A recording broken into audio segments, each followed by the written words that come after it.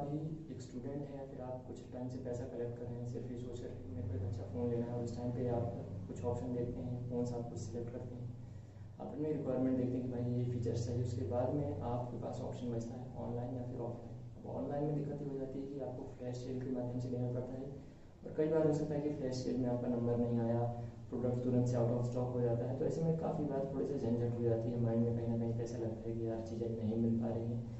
तो आप क्या करोगे, आप ऑफलाइन की तरफ रुख करोगे और वहाँ पे जा करके हो सकता है आपको वो चीज़ मिल जाए, लेकिन उसके लिए आपको 500 रुपये या 1000 रुपये या 1500 रुपये लगभग एक्स्ट्रा पे करने पड़ते हैं। और आप ये सोचते हैं कि बार बार की झंझट ऑनलाइन का वेट करने से अच्छा है कि मैं ऑफलाइन में एक बार पैसे दूँ और अपने पास प्रोडक्ट ले आऊँ। अब दूसरी चीज़ यहाँ पे होती है, जब आप लेके भी आ जाएंगे तो आप ये सोचेंगे कि वो वैल्यू फॉर मनी प्रोडक्ट है या नहीं, आपने जो पैसे इन्वेस्ट किए हैं वो एग्जैक्टली आपको वैल्यू दे रहा है कि नहीं दे रहा।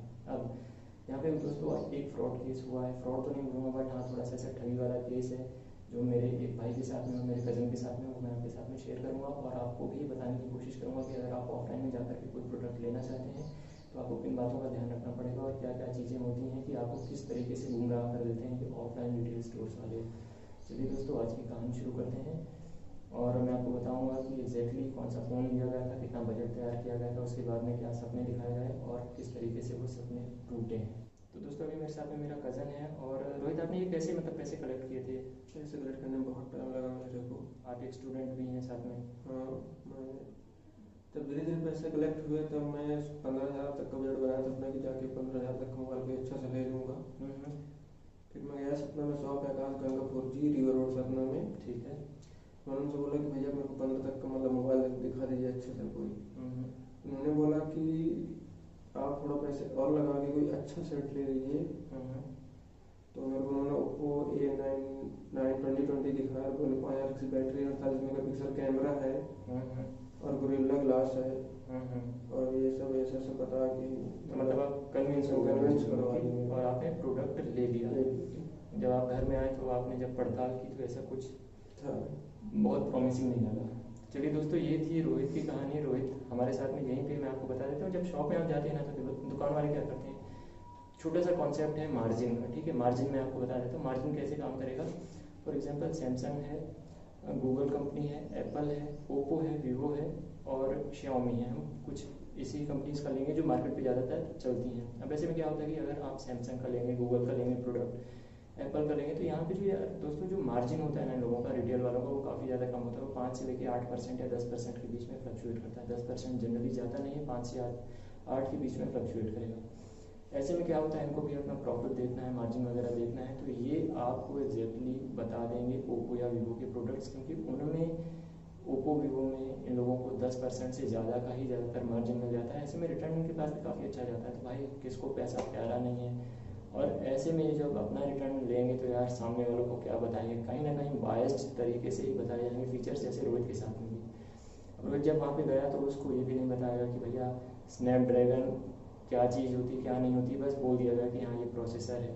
लेकिन जब स्पेसिफिकली पूछा गया तब उन्होंने बताया कि स्नैपड्रैगन क्वाड कोर प्रोसेसर है। उसके बाद में भी जब पूछा क्वाड कोर क्या होता है तो उन्होंने बोला कि 665 का प्रोसेसर है। तो ये सारी चीज़ें होती भाई, कस्टमर को जब नहीं पता है तो कुछ भी आपको अनाप शनाप बता दिया जाएगा। तो चलिए अभी तो रोहित है हमारे साथ में, अब मैं आपको बताता हूँ एग्जैक्टली इस फ़ोन के क्या फीचर्स है। 18,500 रुपये उन्होंने दिखाया है। रोहित आप मेरे को एक बार बिल भी दिखा देंगे इसका, आप दिखा दीजिए मेरे को बिल थोड़ा सा, और मैं एग्जैक्टली यहाँ पे दिखा देता हूँ कि यार 18,500 रुपये रोज से दिए गए हैं। ये आकाश गंगा 4G है, ठीक है। यहाँ पे आप देख सकते हैं ओप्पो A9 2020, और ये जो यहाँ पे लिखा हुआ है 18,500 रुपये का इनका बिल बनाया गया है, और उसमें जो फीचर्स और जो फ़ोन इनको दिया गया है आज हम इसके बारे में बात करते हैं।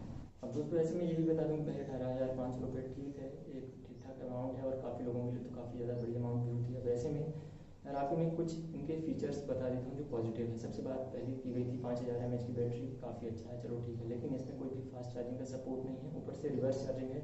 अगर आप किसी को रिवर्स चार्जिंग दे दोगे तो भाई आप अपने ही फ़ोन को कैसे चला पाओगे, कितने घंटे तक चार्ज पे लगाएगा, तो ये बहुत बड़ा सवाल आ जाता है। दोस्तों अब ऐसे में 18,500 रुपये लिए हैं तो यार जाहिर सी बात है कुछ फीचर्स दिए होंगे कंपनी ने। सबसे अच्छा फीचर जो इसमें दिया है 5000 mAh की बैटरी दी है। 5000 mAh battery is a very high capacity battery, क्योंकि एक स्टैंडर्ड है आज के टाइम पे, है ना। तो माना जाता है कि भैया 4,500 mAh की बैटरी है, काफ़ी अच्छा माना जाता है। लेकिन यार दोस्तों यहाँ पे भी एक कॉस्ट कटिंग की गई है इतनी बड़ी बैटरी देने के बाद में भी यहाँ कोई फास्ट चार्जिंग का सपोर्ट नहीं है। अब आप दोस्तों यार 5000 mAh की बैटरी को नॉर्मली चार्ज करोगे 10 वोल्ट के आउटपुट के साथ में, तो कितना ज़्यादा जल्दी चार्ज कर पाओगे?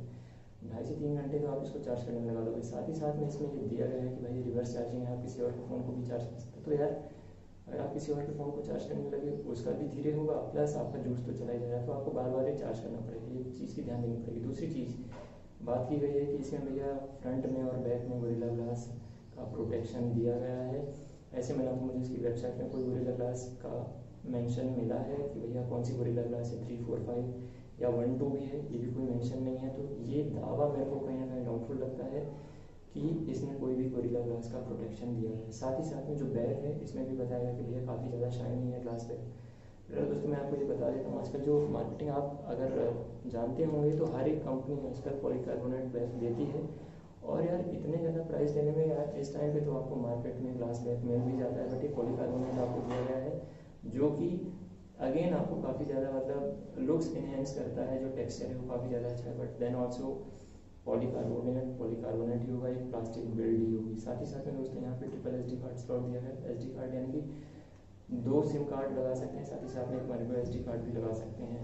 अब दोस्तों ऐसे में कुछ और अगला पॉजिटिव पॉइंट की बात करेंगे तो भाई USB Type-C पोर्ट आप देख सकते हो, Type-C है तो काफ़ी ज़्यादा अच्छा होता है।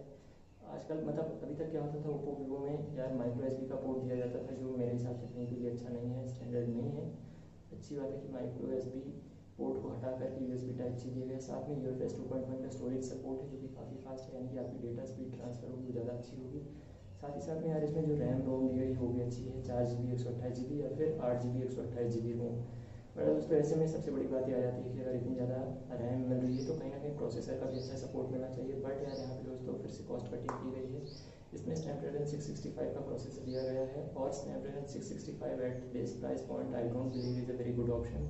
ऐसे में आपके पास में बहुत सारे फ़ोन्स होंगे जिसमें 720, 730 का भी प्रोसेसर मिल जाएगा और कुछ और भी अच्छे अच्छे प्रोसेसर मिल जाएंगे। बट फिर भी यार Snapdragon 665 it's not a good move by Oppo. ठीक है, इसके अलावा भी अगर मैं बात करूँगा तो यार यहाँ पे 48 मेगापिक्सल का क्वाड कैमरा सेटअप दिया है। बट दोस्तों अगेन मैंने जब इसकी कंपनी की ऑफिशियल वेबसाइट पे चेक किया तो ये नहीं मेंशन है कि कौन सा सेंसर यहाँ पे दिया गया है, सोनी का है या फिर सैमसंग का है, लाइका ऑप्टिक्स है, जाइस ऑप्टिक्स है, ऐसा कुछ भी ऑप्शन में यहाँ पे मेंशन नहीं है। तो ये 48 मेगापिक्सल जब आप किसी और 48 मेगापिक्सल वाले के साथ में साइड बाय साइड कंपेयर करोगे तो आपको यहाँ पे क्वालिटी में डिस्टर्बेंस पता चल जाएगा, आपको सामने चीज़ें क्लैरिटी आ जाएंगी।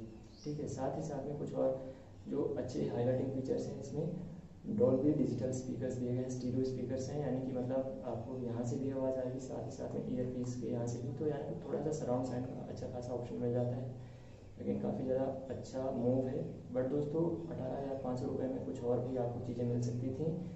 ऐसे में जबकि सबसे पहले मैं बात बता देता हूँ कि 18,500 अगर आप लेते हैं तो आपको gorilla glass 5 front end back दोनों मिल जाता है। दूसरी बात यहाँ पे आपको जो स्क्रीन मिलती है वो भी फुल HD प्लस मिलती है, सुपर एमोलेड मिलती है, एमोलेड मिलती है या फिर OLED भी कहीं पे मिलने लगी है।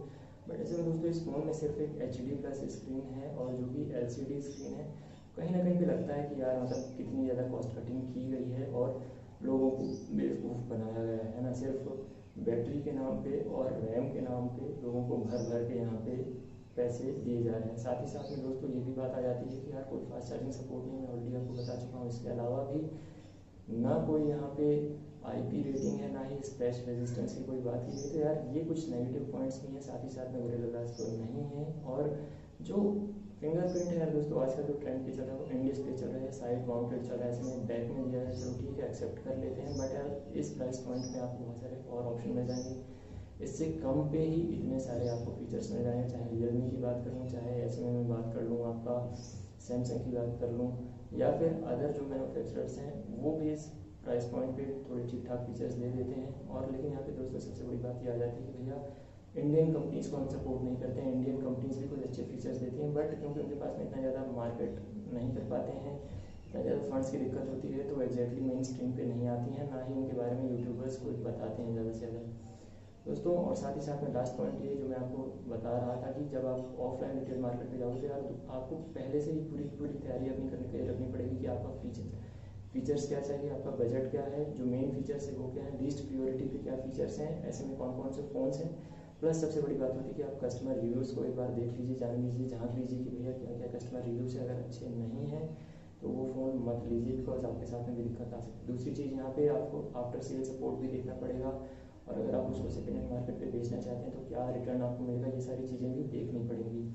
तो वैसे मैं उम्मीद करता हूँ आपको ये वीडियो पसंद आई होगी, और इस बातों का भी आप ध्यान रखेंगे कि आपको क्या चीज़ प्रायोरिटी पे रखनी है, क्या ध्यान पे रखनी है फ़ोन लेते समय, अपना पैसा खर्च करते समय।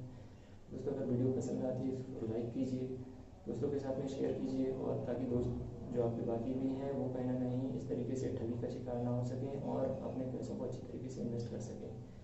चलिए दोस्तों, स्वस्थ रहिए, मस्त रहिए, अपने अपने घरों में रहिए। जय हिंद।